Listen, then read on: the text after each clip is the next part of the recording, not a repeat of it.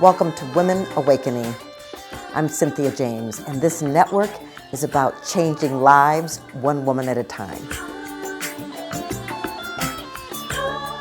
Women Awakening, we are changing lives one woman at a time. We are changing the planet one woman at a time. And I'm so grateful I get to introduce you to women that I admire, that inspire me, that can reflect back to you possibility. So my guest today is a longtime friend, and I'll talk about that. Karen Russo is an award-winning author of The Money Keys and the creator of Money Momentum Mastery Money Leadership System. She's passionate about helping entrepreneurs, spiritual seekers, and creative types to eliminate struggle, upset, and overwhelm with money. She has an unusual blend of experience, an MBA from Columbia University, a top-selling salesperson, an accomplished corporate leadership trainer, and an ordained interfaith minister. Karen shares from over 25 years of success in business and personal growth. Welcome, Karen. Thank you, Cynthia. It's such an honor to be here. And I was reflecting on, like, we have such a history and such a present moment, which is great. Right. Well, and so Karen has been a friend for a long time. We've been on the spiritual path together. We've spoken at the same conferences. She's one of the leaders in my AWE program, my entrepreneurial program for women. But I wanted you to come today because I really, you've got an extraordinary story. It wasn't like you just woke up one day and became this fabulous leader, teacher, author. Yeah. You've gone through some bumps in the road. Where did you come from? Yeah. Well, the way that I got here is really a lot too about the message of the Money Keys, which is, how do you connect things that seem separate? And for so many women, they seem so separate. I'm on a spiritual path, but how do I connect it to money? And for me, growing up, I was this very serious little girl. And I certainly came out, at the time I was pointing to a blackboard, which kind of tells you, what era that was. Okay. But now I'm pointing to a PowerPoint. But I've always been a teacher. I've always been a student, and, kind of a serious kid, and had the one thing in my family that was the most functional was my parents had a partnership about money. My dad, earned the money. My mother also worked, and they communicated and had a really fair attitude with each other about money. So I grew up thinking, if you work hard, life could be fair and you could make money, which there's so much more we could work with that, but it's not a bad foundation for functionality in the world. So I had that. But then in my teens, as Cynthia well knows, is I had my own challenges with alcohol, and God willing, this will be 30 years sober this year. God, no. That journey led me to find a power greater than myself, which led me to the spiritual center where Cynthia and I met. And I had to find something greater than being smart and working hard and functionality of life. And so my spiritual growth was coming up.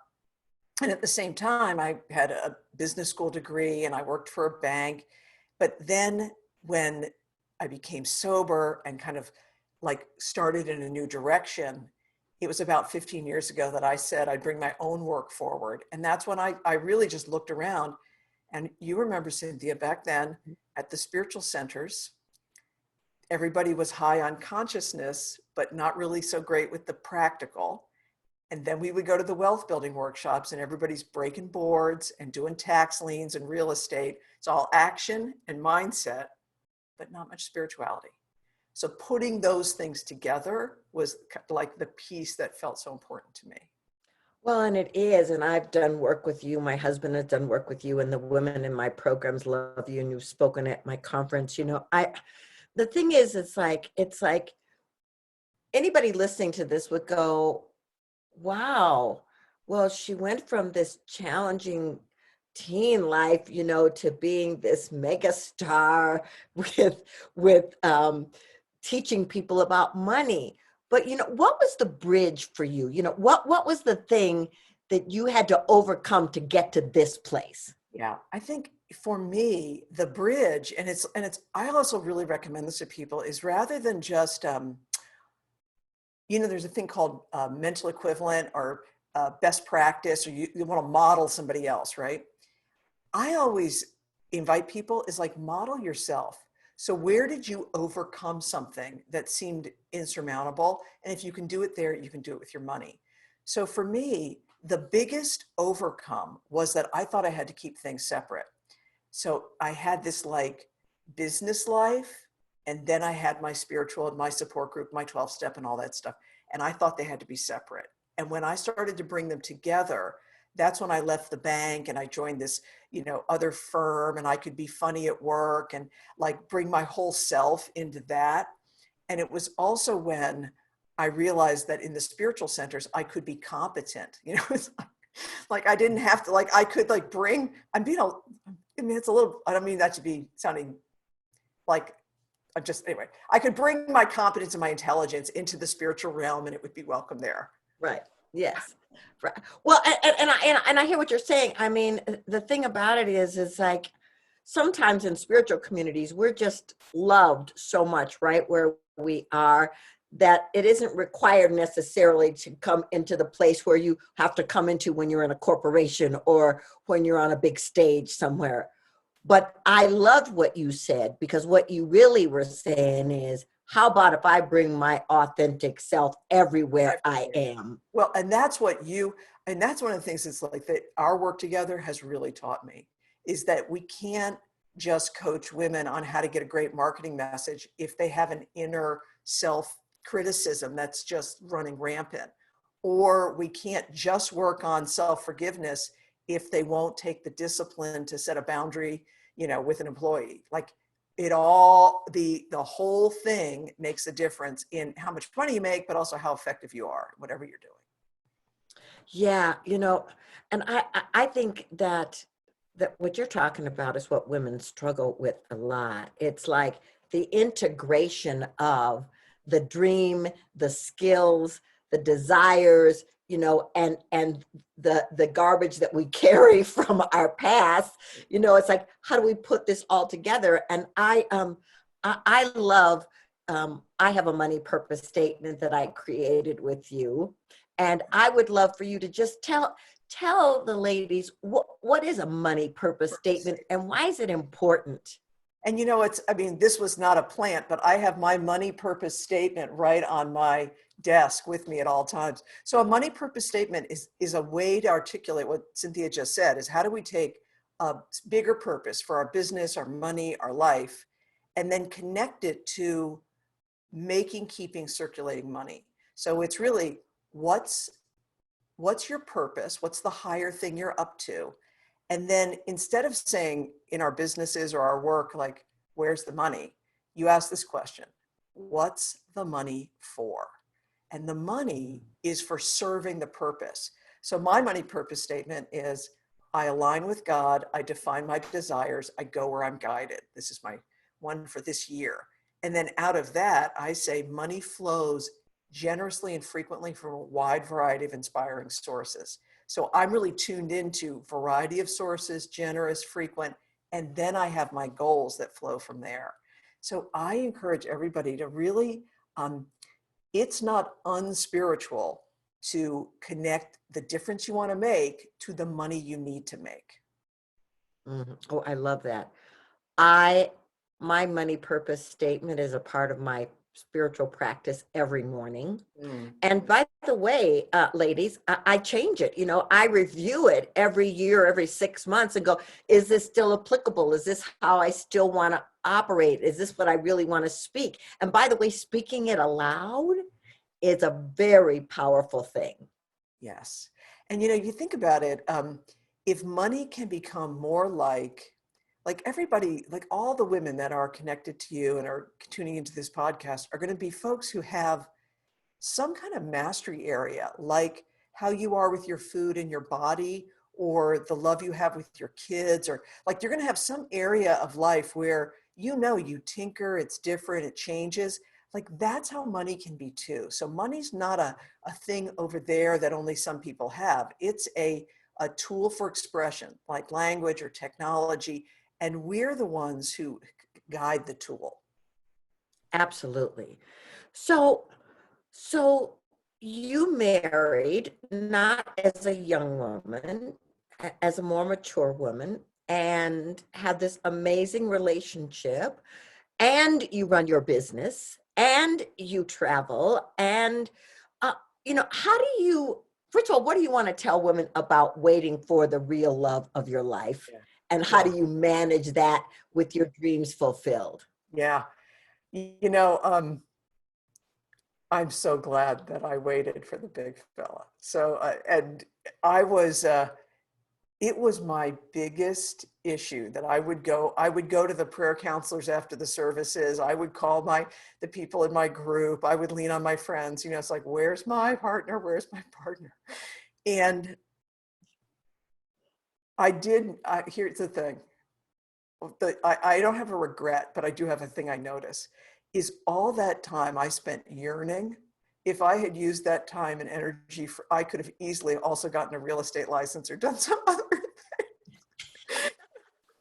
Just think like, what could I have done with that time and energy? Okay, so there's that. So just notice if the longing is like, is it helping you to like satisfy things you really want, or is it a racket that's? Mhm. And then it was better to wait. And here's why, is because I knew that I wanted to have a partnership where I could really be seen and I could see another and we would have a shared life. And that's what I have with Bill. And I didn't meet him till I was 40. And Cynthia married us, which is like, that's so great. Uh, and he did not look like the things on the list. So back then it was do they still have Match.com? They do somewhere, some Right, version of right. that, right?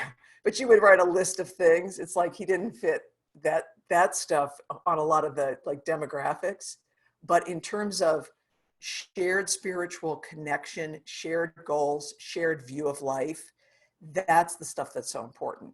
And why is it connected to money? I mean, it's interesting, isn't it, Cynthia? It's like good partnership just means that you're both on the same side as you look at your financial decisions.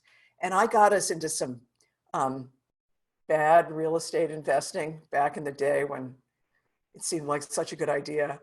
Uh, and getting out of it was painful. And one of the things that was the blessing I didn't expect was Bill was never critical, never blamed me, and it made us closer, which I wouldn't, it's not that I recommend that, but do wait for the one. Right. Well, and it's beautiful, and I love how you are together, and I love how you review your money goals, and how you're going to retire and all of that. It's beautiful, and I think waiting for that partner is always a gift. I love that. Well, I have one other question, but before I do that, I want to ask, how do people find you? How do they get in your programs? What's your website? Yes. So the best place to start is themoneykeys.com. So TheMoneyKeys.com. And there you'll find some complimentary resources, a video kit and some other things. And then Facebook and Twitter, you can just search for The Money Keys or Karen Russo and you'll find me there. Yeah. And listen, if you've got any kind of thoughts in your mind or concerns about money, she is an amazing coach, and her tools are simple, easy to understand. If you follow them, you will shift. Yes. So I want to ask you this question. I ask this of every guest. What is the one thing you want women to know about awakening? About awakening. Today, that answer is we're already so strong. And it's the difference, Cynthia, between the difference between strength and power. So power is kind of a more outward thing. Strength is more of an inward thing. And what I want women to know about your resources, your sourcing, the supply that you have, where your peace comes from, where your supply comes from, where your abundance comes from, is its inner strength. It's already who you are. It's already inherent in you.